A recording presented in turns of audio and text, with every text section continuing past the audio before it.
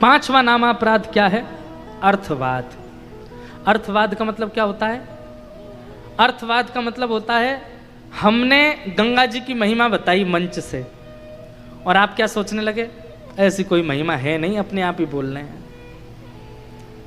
हमने माता पिता गुरु की महिमा बताई और आप क्या कहने लगे, ये तो बस ऐसे ही बढ़ा चढ़ा के हमारे यहाँ भारत में नियम है बोलना है, भाई गुरु ऐसे हैं, माता पिता ऐसे हैं, कोई नहीं, हम तो रोज अपने माता पिता को देखते, इतने कोई महान भी नहीं है वो। ये अर्थवाद।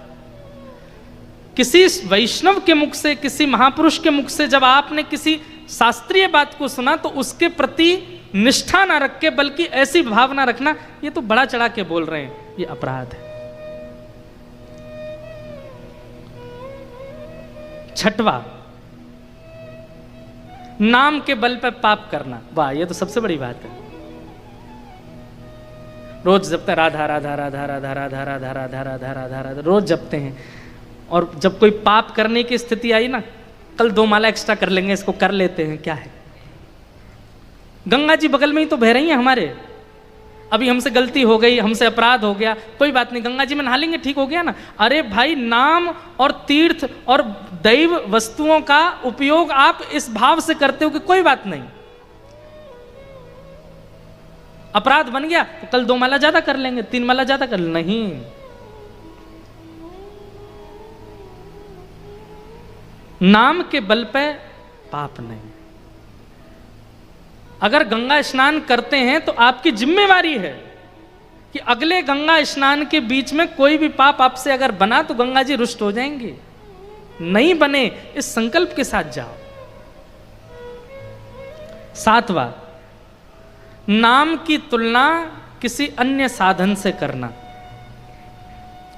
भगवान के नाम की तुलना किसी अन्य साधन से करना। कोई नाम जप करता है और नाम जप करने वाले व्यक्ति को आप कहते हो, अरे भाई तो आज थोड़ा एक आध कम कर ले, बाहर यज्ञ चल रहा है उसमें जाके बैठ जा। नाम की तुलना के आगे सब नतमस्तक हैं। नामी व्यक्ति अगर नाम का आश्रय लेकर के बैठा है तो उस समय अन्यों को नाम से बड़ा मत बता। भगवान नाम सबसे बड़ा है। अगर कोई नाम आश्रित है तो उसको नाम आश्रित रहने दिया जाए। बोलो गंगा मैया की जय। हमारे परम पूजनीय प्रातः स्मरणीय श्री भगवत धाम हरिद्वार के परम पूजनीय महाराज जी स्वामी श्री विवेकानंद जी महाराज पधारे हैं। महाराज जी के श्री चरणों में बारंबार वंदन प्रणाम अभिनंदन। साथ ही हमारे छोटे महाराज जी भी पधारे हैं, उनको भी बारंबार वंदन। तो नाम की तुलना किसी अन्य साधन से करना, यह भी नामापराध है।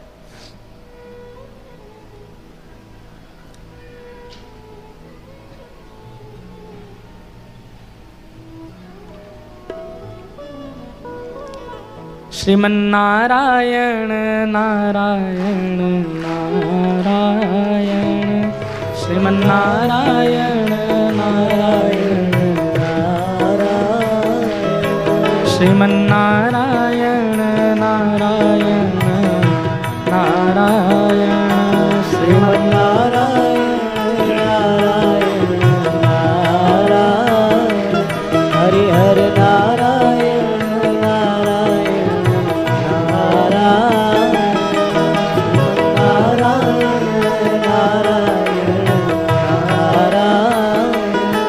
श्रीमन्नारायण नारायण नारायण श्रीमन्नारायण नारायण नारायण। नाम की महिमा बता रहे थे, हमारे भगवत धाम वाले महाराज जी नाम की ही माला लेकर के आए हैं। बीच महिमा में ही नाम भगवान आ गए हैं, तो निश्चित है कि बातें प्रमाणित हैं, इसलिए नाम भगवान आए हैं। श्रीमन्नारायण नारायण नारायण श्रीमन्नारायण नारायण नारायण श्रीमन्नारायण नारायण नारायण श्रीमन्नारायण नारायण श्रीमन्नारायण नारायण नारायण श्रीमन्नारायण नारायण नारायण नारायण नारायण नारायण नारायण।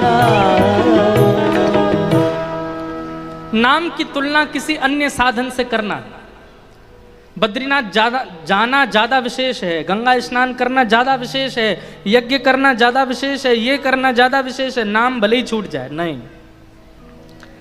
नाम एक बार यदि आपने धारण कर लिया तो फिर नाम, अच्छा कई लोग नाम को और गुरु दीक्षा में मिले हुए मंत्र को एक ही मानते हैं, नहीं। गुरु मंत्र अलग है और नाम अलग है। नाम तो कोई भी हो सकता है, भगवान का नाम है, कृष्ण नाम है, वो कृष्ण कृष्ण कृष्ण चलता ही रहता मन में, ये नाम है। गुरु मंत्र तो एक अवधि है, एक आसन है, एक नियम है, एक परंपरा है, उसी से ही करना है। पर नाम तो निरंतर श्वास जैसे चलती है वैसे नाम चलता रहे। एक प्रकार से ये कह दें तो नाम के आगे अन्य साधनों को बड़ा बताना का मतलब ऐसा है कि भाई भले ही श्वास रुक जाए लेकिन कचौड़ी जीभ से मुंह में जानी चाहिए। भले ही हमारी नाक बंद हो जाए, हमें श्वास नहीं मिले, ऑक्सीजन नहीं मिले, कोई बेचारा व्याकुल हो रहा है, मुझे ऑक्सीजन नहीं मिले, आप तो कचौड़ी खा ठीक हो जाएगा। वो कहेगा अरे भैया मुझे ऑक्सीजन चाहिए। नाम क्या है? हमारे प्राणों की रक्षा करने वाली जैसे ऑक्सीजन है ऐसे नाम है। नाम से बड़ा कुछ नहीं है। तो नामापराध में एक अपराध क्या है कि नाम से ज्यादा महिमा अन्य की मानना और नाम से बड़ा किसी अन्य को समझना। पर इसका मतलब ये भी नहीं है कि नाम आ जाए तो बाकियों को कुछ समझना ही नहीं, ये भी गलत है। कई बार ऐसा होता है ना कि नाम जब आप कर रहे हो और नाम जब करते करते आपको किसी ने कहा चल वृंदावन परिक्रमा चल रहे हैं, सुनी नहीं थी तने इंद्रेश जी का था, क्या बोल रहे थे? नाम से बड़ा कुछ नहीं, हमारी तो परिक्रमा यहीं हो गई। ऐसा भी नहीं, ये भी नामापराध है। अच्छा चलेंगे, मेरा नाम हो जाए एक बार पूर्ण, चलेंगे, या फिर वृंदावन परिक्रमा चल रही है पर नाम नहीं छोड़ेंगे भैया, मौन होके करेंगे, हमारा नाम चलता रहेगा। ये नाम के प्रति निष्ठा। पर नाम के प्रति निष्ठा का मतलब है सबका सम्मान, सब भावों का। 8वां अपराध क्या है? प्रमाद त्याग के नाम ना जपना, आलस करना। एक बात कहें, ये 10 स्थिति जब तक ना बन जाए तब तक नाम जप में आइएगा भी मत। राधा राधा कहना सरल बहुत है, कृष्ण कृष्ण कहना सरल बहुत है, पर उस नाम के नियम का पालन करना और उसको संजो के रखना बहुत मुश्किल है। इसलिए जब तक ये 10 लागू ना हो जाए और इनके प्रति आप सजग ना हो जाओ तब तक नाम आश्रित होइएगा नहीं। 8वां नामापराध क्या है? प्रमाद त्याग के नाम ना जपना। प्रमाद किसको कहते हैं? आलस को। आपने नियम बनाया कि सुबह उठ के स्नान ध्यान करके नाम जप करना है। अब आज क्या सोचना है? अभी न एक देर सोन दो, न एक देर और आराम करने दो, न एक देर अभी नहीं कर रहे, अभी तो यहाँ जाना नहीं, थोड़ा बाद में कर लेंगे, अब कल दुगना कर लेंगे। फिर ऐसे ये आलस्य की वजह से, प्रमाद की वजह से नाम ना जपना, नाम का स्मरण ना करना, ये भी नामापराध है। और 9वां नामापराध क्या है? श्रद्धा और विश्वास से विहीन व्यक्ति को जबरदस्ती नाम महिमा सुनाना, यह भी नामापराध है। किसी के अंदर श्रद्धा नहीं है, किसी के अंदर विश्वास नहीं है, किसी के अंदर वैष्णवता नहीं है और आप उसको जबरदस्ती हट बैठो, सुननी पड़ेगी तुमको ये बात, सुनो ये होता है, इस नरक में जाना पड़ता है, ऐसा करो तो ये। अब वो सुनता जा रहा है, अरे भैया मुझे क्या करना, तुम करो जो तुम मुझे क्यों बता रहे हो। ऐसे व्यक्ति के सन्मुख जबरदस्ती भगवत चर्चा करना। कई बार कई घरों में ऐसा होता है, बालकों में निष्ठा नहीं होती है और जबरदस्ती माता पिता उनके नियम से निष्ठा नहीं होती। माता पिता देख महाराज जी बोल रहे बैठ सुन, अरे मुझे नहीं सुनना, अरे क्यों नहीं सुनेगा, बैठ यहाँ पे, महाराज जी इसको समझाओ, ये ऐसा है, ये नास्तिक है, ये वो नहीं। ऐसे के सामने ना तो जबरदस्ती करनी चाहिए और ना ही किसी वैष्णव को प्रवचन करना चाहिए, उसके भाव भी नष्ट हो जाएंगे। विश्वास विहीन व्यक्ति, वैष्णव निष्ठा विहीन व्यक्ति के सन्मुख नाम की महिमा गाना, ये नामापराध है। अब भैया हमने तो गा दी आप सबके सामने, इसलिए आप सबको अब नाम का आश्रय लेना पड़ेगा, क्योंकि आप में से किसी ने अगर नाम आश्रय नहीं लिया तो फिर जो उसका जो अपराध है वो हमको लगेगा। आप चाहते हैं हमको लगे तो फिर मत करना, पर लेकिन अब सुनने के बाद नामापराध नहीं बने, नाम आश्रित हो जाइए। और 10वां नामापराध यही है, क्या? नाम महिमा सुनने के बाद भी नाम का आश्रय ना लेना, ये नामापराध है।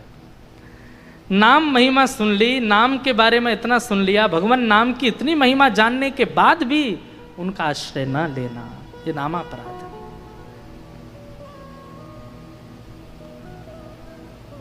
इन 10 नामापराधों से सावधान रहिएगा। और हम अपनी तरफ से आपको बोल रहे हैं ये बात कि जब तक ये 10 लागू ना हो जाएं, जब तक ये 10 एक्टिव हो ना हो जाएं और आप इन 10 के प्रति सजग ना हो, ये स्वयं श्री सूत जी महाराज इन नामापराधों का वर्णन करते हैं। जब तक इनके प्रति सजग ना हो जाओ तब तक नामाश्रित मत होइए। जब आपके मन में ये भावना आ जाए कि चाहे दुनिया उथल पुथल हो जाए, चाहे जीवन में कैसी भी स्थिति आ जाए, चाहे मेरा नाम एक बार मेरे जीवन में आ गया तो वो नाम छूटेगा नहीं, मैं उसे छोड़ूंगा नहीं, इस विश्वास को जब आप जीवन में धारण कर लो तभी नाम आश्रित होइएगा, उससे पहले नहीं। उसी नाम के बाद आश्रित होइएगा। तो 10 प्रकार के नामापराध हैं।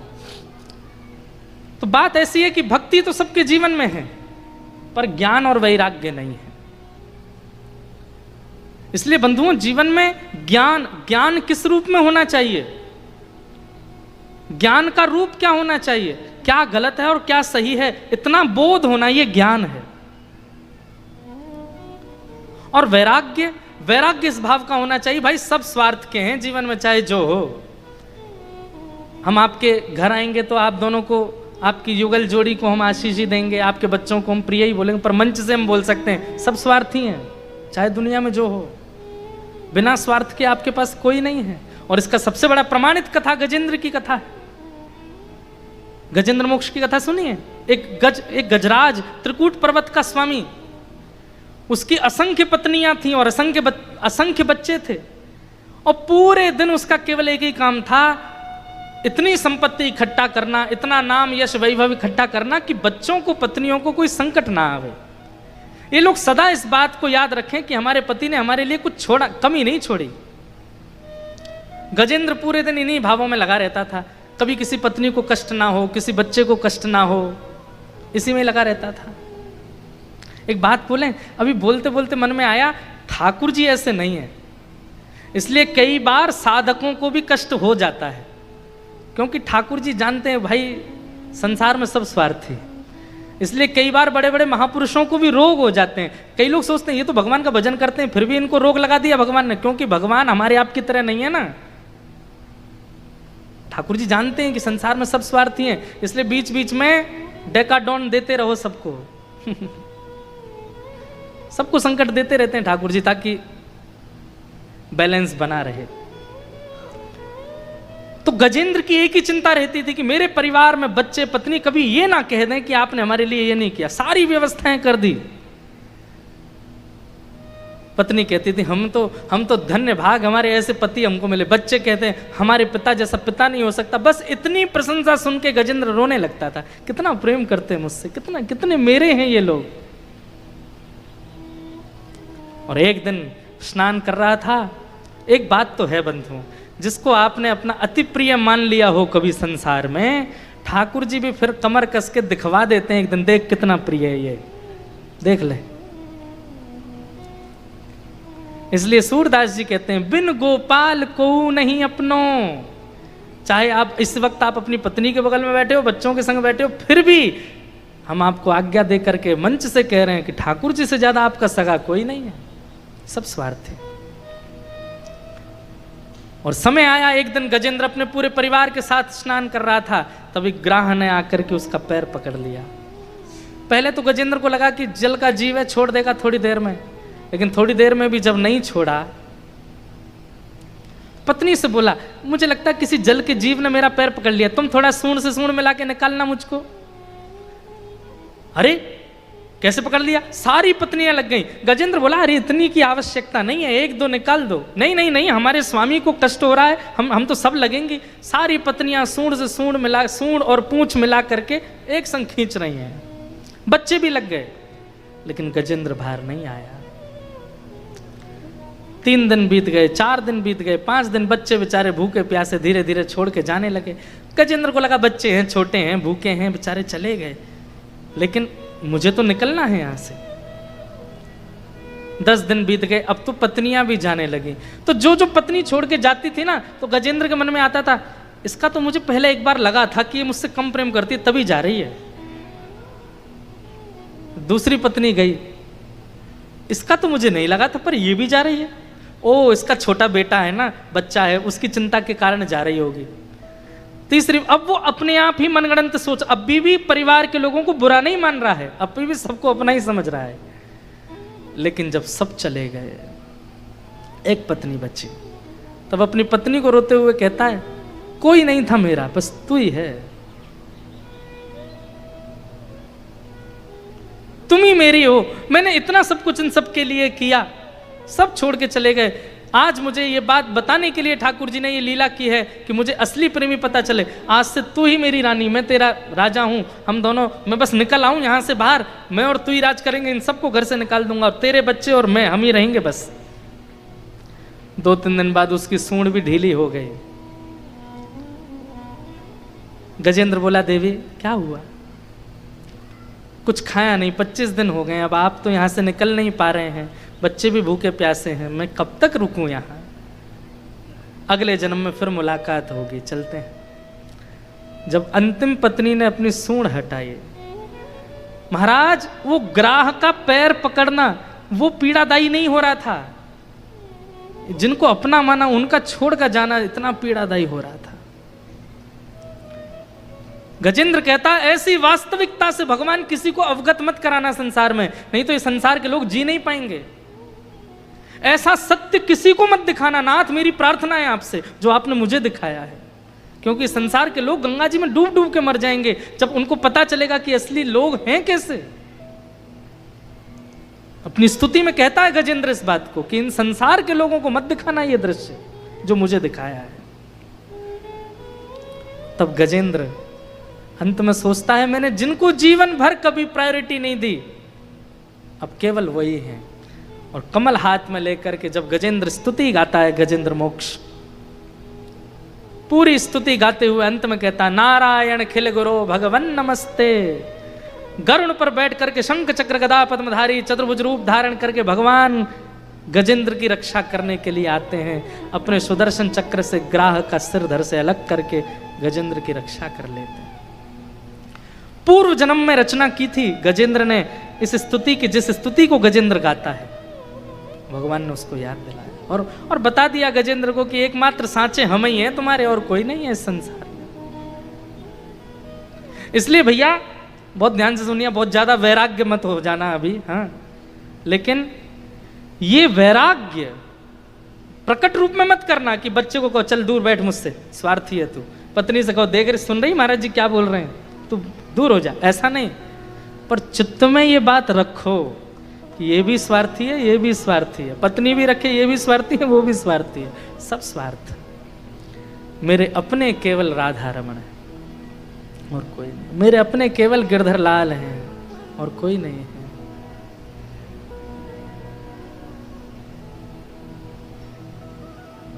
जाके सिर मोर मुकुट मेरो 35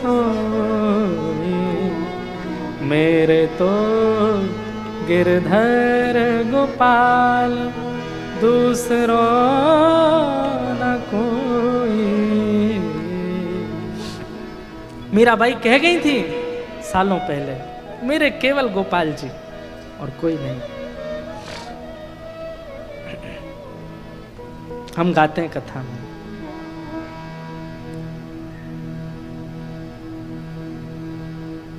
मेरा नाथ तू है, मेरा नाथ तू है, नहीं मैं अकेला, मेरे साथ तू है, मेरा नाथ तू है, मेरा नाथ तू है,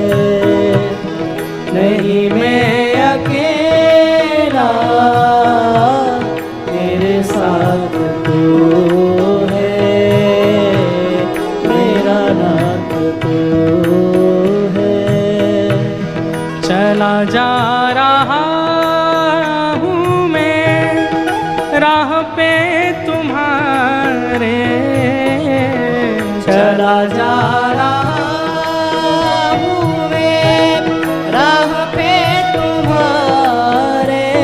सब लोग गाओ।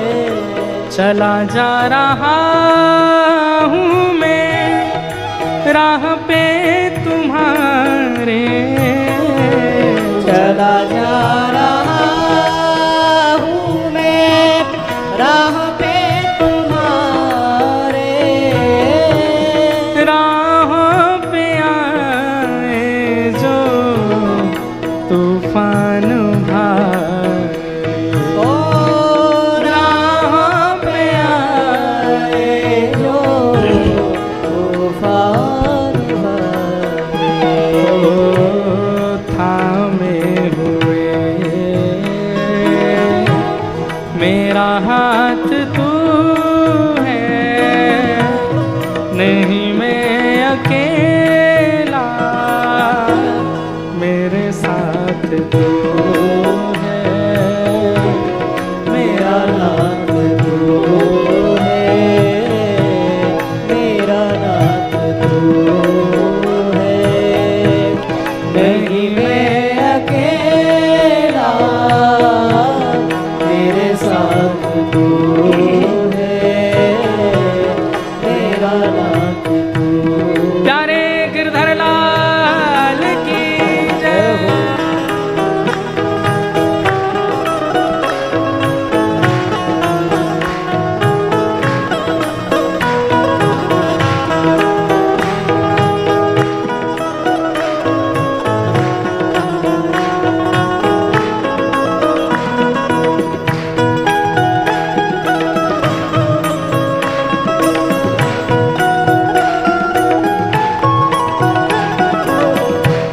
जगत पावनी श्री गंगा मैया की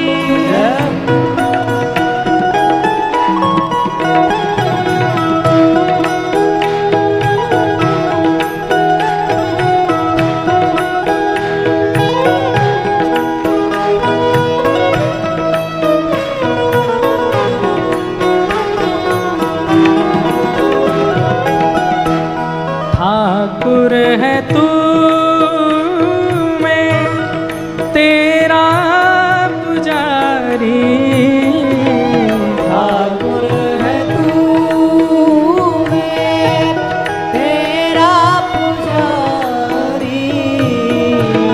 ठाकुर है तू मैं तेरा पुजारी, ठाकुर है तू मैं तेरा पुजारी। तेरा खेल हूँ मैं तो मेरा खिलाड़ी, ओ तेरा खेल हूँ मैं, तू मेरा खिलाड़ी। ओ मेरी जिंदगी की हर एक बात तू है, नहीं मैं अकेला, मेरे साथ तू है, मेरा नाथ तू है, मेरा नाथ तू है। नहीं मैं अकेला, मेरे साथ तू है, मेरा नाथ। राधे राधे गोविंद गोविंद राधे राधे राधे गोविंद गोविंद राधे राधे गोविंद गोविंद राधे राधे राधे गोविंद गोविंद राधे। जय गोविंद राधे गोपाल राधे, जय गोविंद राधे गोपाल राधे, गोविंद राधे गोपाल राधे,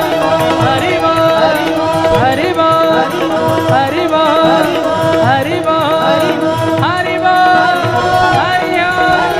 हरि बोल हरि बोल हरि बोल हरि बोल हरि बोल हरि बोल हरि बोल हरि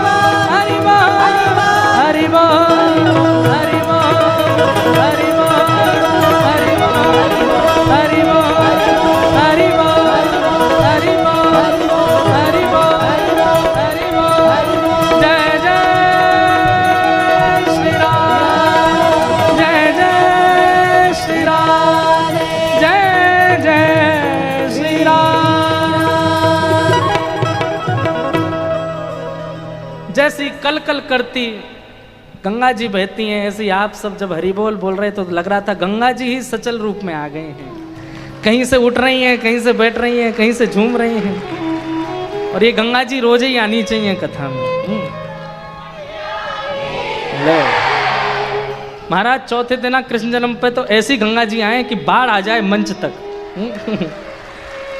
हमारे बड़े महाराज जी परम पूजनीय श्री अमृतानंद जी महाराज और हमारे श्री अनंतानंद जी महाराज दोनों डूब जाएं बाढ़ में, या बाढ़ में डूबने से कोई हानि नहीं है, लाभ ही लाभ है।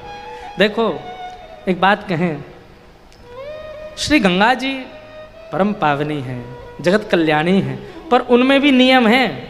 ज़्यादा गहराई में नहीं जा सकते, चैन पकड़ के नहाना पड़ेगा, डुबकी लगानी है, डाइव नहीं मारनी है। पर वहाँ जिन जिन चीज़ों का निषेध है यहाँ सब अलाउ है।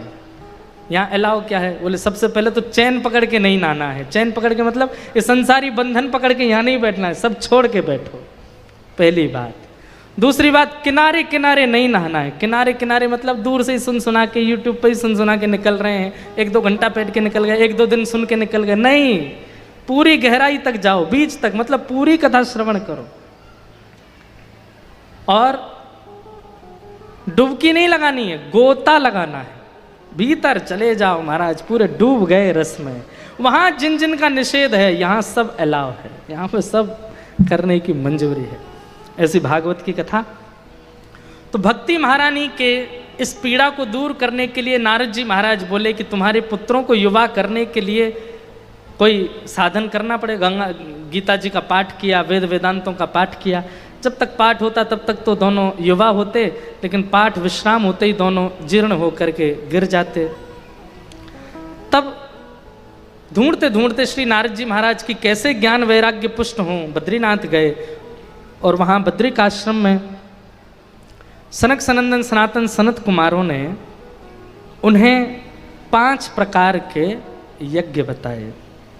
और उन यज्ञों में सबसे श्रेष्ठ यज्ञ सत्कर्म सूचको नूनम ज्ञान यज्ञ स्मृतो बुधई श्रीमद्भागवतालाप सतु गीत सुखादिवि। श्रीमद् भागवत की कथा ये सबसे बड़ा सत्कर्म है, आप यही कराओ। बोले कहाँ कराएं? बोले गंगा द्वार समीपे तु तटमानंद नामकम, हरिद्वार में कराओ, गंगा जी के तट पर कराओ, आनंद वन में कराओ। और ये भागवत की कथा हुई। अनेक ऋषि, अनेक महानुभाव सब इस कथा में पधारे, देवता पधारे, गंधर्व पधारे, ऋषि पधारे। भक्ति महारानी जैसे अपने पुत्रों के साथ इस कथा में आई, भक्ति सुतौ तौ तरणौ गृहीत्वा प्रेमैकरूपा सहसा विरासीत् श्री कृष्ण गोविंद हरे मुरारे नाथेति नामानि मुहुर्वदन्ति। भक्ति महारानी दोनों पुत्रों सहित जैसी प्रविष्ट हुई, युवा हो गए उसके दोनों पुत्र। मतलब श्रीमद् भागवत की कथा सुनने के उपरांत ज्ञान वैराग्य पुष्ट होते नहीं, आप केवल आके बैठ जाओ, उसी समय ज्ञान वैराग्य पुष्ट होना प्रारंभ कर देते हैं। ऐसी भागवत की कथा। भक्ति महारानी बड़ी प्रसन्न हो गई, उनके दोनों पुत्र युवा हो गए। नारद जी महाराज के चरणों में प्रणाम किया, भगवान इस भागवत के पंडाल में मैं कहाँ बैठूं, कृपा करके मुझे एक स्थान बताओ। तब जय नारद जी महाराज ने एक बहुत सुंदर स्थान दिया। बोले क्या? भक्तेषु गोविंद स्वरूप कर्त्री प्रेमैक धर्त्री भवरोग हंत्री सात्वं चतिष्ठस्व दर्शया निरंतरम वैष्णव मानसानि। ए भक्ति महारानी, आप निरंतर वैष्णवों के चित्त में विराजमान हो। जो भी कथा सुनने के लिए आते हैं उनके चित्त रूपी आसन पर जाकर के आप बैठ जाओ। तब से भक्ति महारानी ने नियम बना लिया कि वे जो भी वैष्णव कथा सुनने आते हैं उनके चित्त में विराज जाती है। और सप्ताह कथा के उपरांत भक्ति, ज्ञान, वैराग्य तीनों की वृद्धि होती है। इस प्रकार महात्मा में ज्ञान वैराग्य की पुष्टि की कथा बताई गई। आगे आत्मदेव ब्राह्मण के यहाँ कोई संतान नहीं थी, पर संत ने कृपा करके एक फल दिया। वो फल गाय को खिला दिया। गैया के गर्भ से गोकर्ण जी का प्रादुर्भाव हुआ और उनकी पत्नी एक किसी अन्य के बालक को अपना बता करके ले आई। उसका नाम धुंधुकारी रखा। दोनों बालक बड़े हुए। धुंधुकारी महादुष्ट बना, गोकर्ण जी पंडित ज्ञानी हुए। बालक की दुष्टता इतनी बढ़ गई कि माता पिता एक दिन गृह त्याग करके चले गए। माँ ने प्राण त्याग दिए। पिताजी महाराज वन में बैठे थे, तब श्री गोकर्ण जी आकर के पिताजी को ज्ञान उपदेश करते हैं। देहे स्थिमां सरुधिरोऽभिमतिं त्यजत्वं जाया सुता दिशु सदा ममतां विमुञ्चन् पश्यानिशं जगदिदं क्षणभङ्गुनिष्ठं वैराग्यरागरसिको भव भक्तिनिष्ठ। बहुत ध्यान से सुनिएगा, थोड़ी देर की कथा और है, 10-15 मिनट और सुनिए, उसके बाद हम कथा को विश्राम देंगे। गोकर्ण जी महाराज अपने पिताजी को ज्ञान उपदेश कर रहे हैं। कि देहे स्थे मां सरुधिरेभिमतिं त्यजत्वं जाया सुतादिषु सदा ममतां विमुञ्च। दो चीजों का त्याग, बहुत ध्यान से सुनिएगा। इतना तो कर ही सकते हैं, बहुत त्याग मत कीजिए, पर दो का तो त्याग कर सकते हैं। और मैं आपसे क्यों निवेदन कर रहा हूं, मैं खुद से भी करूं। अहमता और ममता, अहमत्व और ममत्व, ये दो ही बंधन के कारण हैं संसार में सबसे ज्यादा। अहमत्व किस बात का होता है कि मैं कुछ हूं, अपने आप को कुछ मानना, चाहे अपने आप को ज्ञानी माने, चाहे वैरागी माने, चाहे संत माने, चाहे महापुरुष माने, चाहे कथावक्ता माने, चाहे कुछ भी माने। हम अपने आप को कुछ श्रेष्ठ मानना जिस दिन प्रारंभ कर देते हैं, उसी दिन अहमत्व प्रारंभ हो जाता है और कष्ट का कारण है। हम क्या हैं? पूज्य पिताजी महाराज कथा में गाते हैं, मैं नहीं मेरा नहीं यह तन किसी का है दिया, जो भी अपने पास है वह धन किसी का है दिया। अब कई लोग इस बात पे पता है क्या तर्क देते हैं, महाराज जी आप कह रहे थे कि तन किसी का है दिया, तो किसी की वस्तु हमको मिली है तो इससे खूब खाना चाहिए, पीना चाहिए, आनंद करना चाहिए। जब मिल दे ही दिया किसी ने तो फिर करें। अरे भाई, किसी के द्वारा दी गई वस्तु से उपभोग नहीं किया जाता, बल्कि अपनी वस्तु से ज्यादा उसका ध्यान रखा जाता है। आपका कुर्ता ना धुले चलेगा, पर आपके मित्र का कुर्ता अगर घर पे है तो आप धुलवा के पहले रख दोगे, अगर वास्तव में शिष्टाचारी होगे तो। अशिष्टाचार्य यदि होगा तो आप ध्यान ही नहीं दोगे, लेकिन शिष्टाचार्य कहीं चित्त में होगा तो आप दूसरे की वस्तु को अपने से ज्यादा ध्यान से रखोगे। ये तन हमारा नहीं है। आप कहोगे कैसे कह सकते हो हमारा नहीं है? क्योंकि ये हमारी मानता नहीं है। आज इस तन को कह दो एक तू काम कर, बोले क्या? अब मैं चाहे जो भी खाऊं तू मोटा नहीं होना।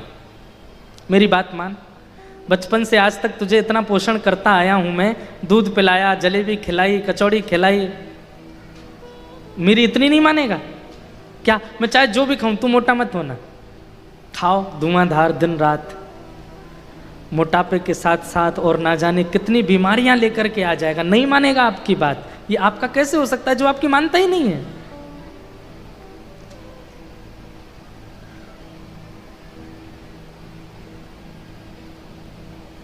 आप इस तन को कुछ भी आज्ञा करो, अब तू बुढ़ापे की ओर मत जा, अब तेरी आयु कितनी होगा, 28 का हो गया ना, अब तू 29 का भी होगा, 30 का भी, लेकिन ना तेरे बाल सफेद होने चाहिए, ना तेरे, मैं कुछ नहीं करूंगा, तू खुद से ही अब बुढ़ापे की ओर मत जाना।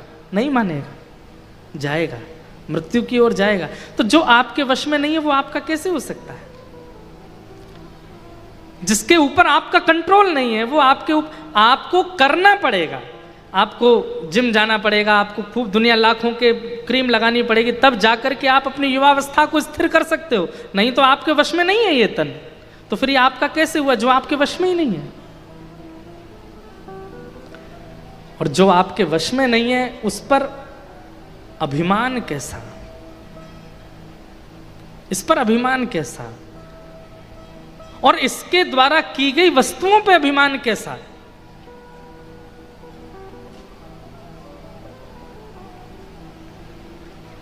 इसलिए पिताजी सबसे पहले तो अहमत्व का त्याग कीजिए। इस शरीर के प्रति जो हमारा अभिमान है और शरीर की क्रियाओं के प्रति जो हमारा अभिमान है, इन अभिमान का त्याग करना है सबसे पहले, अहमत्व का त्याग।